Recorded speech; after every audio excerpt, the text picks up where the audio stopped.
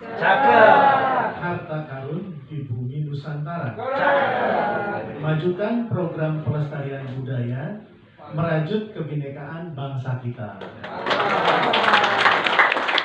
Bismillahirrahmanirrahim. Assalamualaikum warahmatullahi wabarakatuh.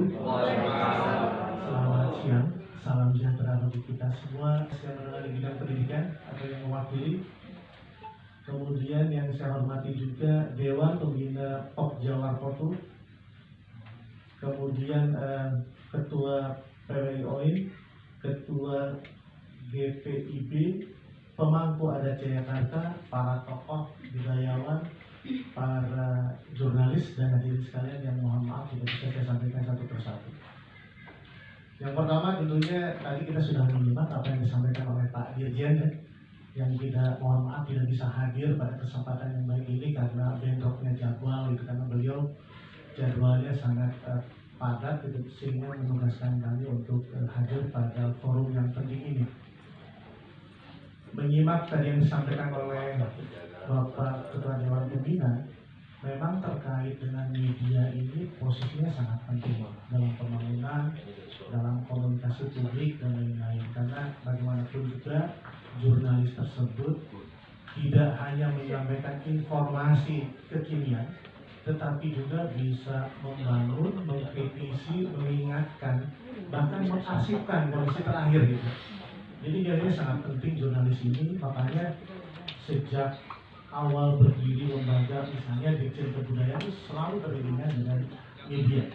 Apalagi di DKI juga sama, kita bisa menyimak baik media cetak maupun media digital itu sangat kaya dengan nuansa kebudayaannya.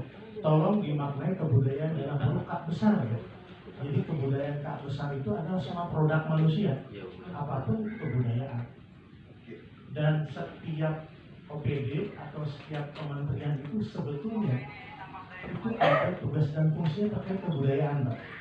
Jadi misalnya terkait dengan hulu, itu Kemendikbudristek bermainnya di hulu, fungsinya di hulu, yang tradisi, yang hampir punah dan lain-lain.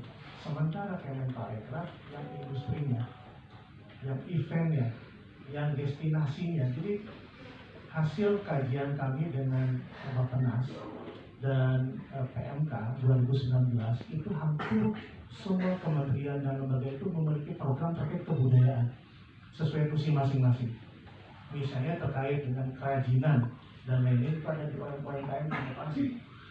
Terkait dengan impor ekspornya terkait dengan perindustrian dan perdagangan. Dan jadi sebetulnya marilah kita petakan ekosistem kebudayaan dan mari kita sinergikan. Karena masing-masing ada terkait kebudayaannya gitu. Terkait pendidikan, wah sekali. Terkait kebudayaan dan lain-lain. Jadi jangan sampai aspek kebudayaan hanya dibebankan sama satu lembaga, badan atau apapun namanya yang ada nomenklaturnya kata kebudayaan gitu. Sangat tidak mungkin gitu. Makanya sejak Pak Hilman Farid jadi dirjen, secara perlahan kita petakan yang terkait dengan kebudayaan, kita sosialisasi, kita sinergikan gitu dengan Pemda, dengan kementerian terkait. Pelan-pelan misalnya isu jalur rempah saja. Sekarang sekian kementerian sudah mulai mendorong, Pemda sudah mulai mendorong. Ya memang butuh perjuangan yang sangat panjang karena menyamakan persepsi itu butuh waktu yang panjang. Tapi setidaknya melalui forum ini mudah-mudahan kedepannya terkait dengan kota tua juga kita perkuat ekosistemnya, karena pelestarian itu memang menyangkut semua pihak, tidak dibebankan ke satu pihak saja. Ada pemilik, pengelola, ada Pemdanya, ada kementerian, ada stakeholder lain dan lain-lain gitu. Jadi mari perkuat ekosistem tersebut. Kemudian yang kedua terkait dengan tema peran media bagi generasi muda dalam pelestarian cagar budaya. Tolong dimaknai pelestarian itu bukan hanya pelindungan. Jadi pelestarian menurut undang-undang yang terkait cagar budaya nomor 11/2010, pelestarian itu lingkupnya pelindungan, pengembangan, pemanfaatan. Bahkan di undang-undang pemajuan kebudayaan ditambahkan pembinaan SDM-nya, perlu SDM gitu. Jadi kalau misalnya terkait pelindungan, kita jangan lupa juga pengembangan pemanfaatan, karena kan memang untuk manusia sekarang dan masa yang akan datang.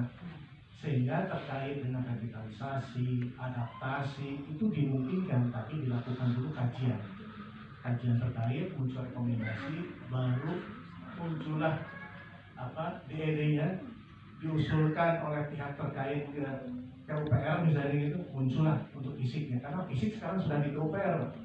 Jadi yang sifatnya parsial, kecil-kecil itu masih di kebudayaan, tetapi yang sifatnya besar itu sudah di PUPR. Jadi itu harus dipakai juga ekosistemnya seperti itu ya. Nah, terkait dengan program-program juga sebetulnya kalau dengan dunia jurnalis dan wartawan ada sekian program di Ditjen Kebudayaan yang bisa disinergikan ya. Misalnya terkait dengan menambah wawasan atau sosialisasi atau workshop atau apapun, itu ada direktoratnya, namanya Direktorat Pembinaan Tenaga dan Lembaga Kebudayaan.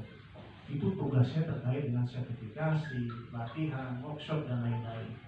Terkait dengan penetapan, pendataan dan lain-lain bisa sinergi dengan Direktorat Perlindungan Kebudayaan.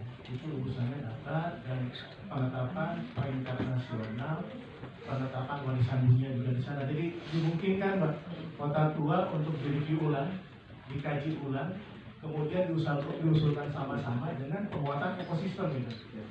Karena memang tidak bisa juga mengandalkan satu pihak saja. Mungkin aspek ekosistemnya itu dulu belum diangkat gitu, sehingga ada tumpang tindih dan lain-lain. Dan kalau kita cermati Kota Tua perkembangannya luar biasa, sudah menjadi ruang publik gitu ya, ruang publik berbagai aktivitas dan lain-lain. Jadi tidak hanya terpaku ke cagar budayanya, tetapi jangan lupa juga ada intangible heritage, ada seni tradisi, ada makanan, ada pakaian, ada tarian dan lain-lain, itu harus digabung gitu. Makanya sekarang di lingkungan kami di Ditjenkut, UPT-nya itu bukan UPT Balai Pelestarian Cagar Budaya lagi, atau Balai Pelestarian Nilai Budaya, itu sudah digabung menjadi Balai Pelestarian Kebudayaan. Kebetulan Jakarta itu kantornya di Serang, Pak. Jadi dua provinsi, Banten dan Jakarta. Dulunya 4 provinsi, sekarang difokuskan 2. Dulunya Jawa Barat dan Lampung 4 gitu. Sekarang jadi 2. Mudah-mudahan lebih fokus kegiatannya dan bisa sinergi juga dengan teman-teman Pokja, wartawan Kota Tua gitu. Mungkin itu saja sekedar sambutan dan pengantar pembukaan pada siang hari ini, biar tidak terlalu panjang. Selebihnya kita bisa diskusi gitu ya. Setidaknya kami senang sekali diundang dan bisa menyampaikan sambutan mewakili Pak Dirjen pada siang hari ini. Dan seizin Ibu Bapak sekalian, dengan ucapan Bismillahirrahmanirrahim, acara diskusi panel dan pengukuhan pengurus Pokja Warpotu periode 2024 sampai 2027 kami buka dengan resmi. Bismillahirrahmanirrahim. Terima kasih. Kami Ketua Daya. Assalamualaikum warahmatullahi wabarakatuh. Waalaikumsalam. Mohon izin untuk berkenan tetap di tempat Pak, karena kami akan memberikan cindera mata Pak dan buku dari Dewan Pembina kami, yaitu Bapak Robert Tambunan. Kami mohon persilakan Bapak Robert untuk memberikannya. Silakan.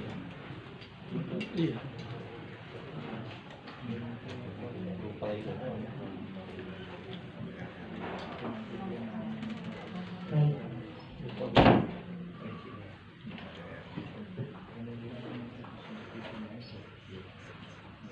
Ini Pak, buku toko merah. Sebetulnya ini kita buat buku ini di tahun 2003.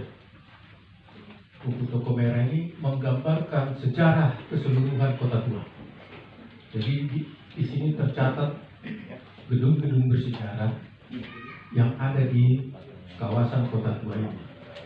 Ini sebetulnya kita sudah kerjasama dengan kementerian, dan ikon daripada ini mohon untuk diperbanyak Pak, karena yang mengeluarkan ini adalah dari Kementerian Kebudayaan. Kita di dalam adalah para narasumber.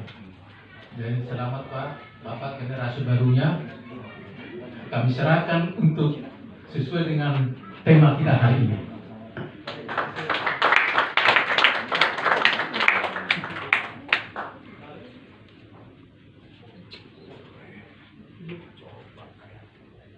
Lancar, dan pembacaan doa dipimpin oleh Bapak Dr. Andes Haji Muhammad Arif Haryo.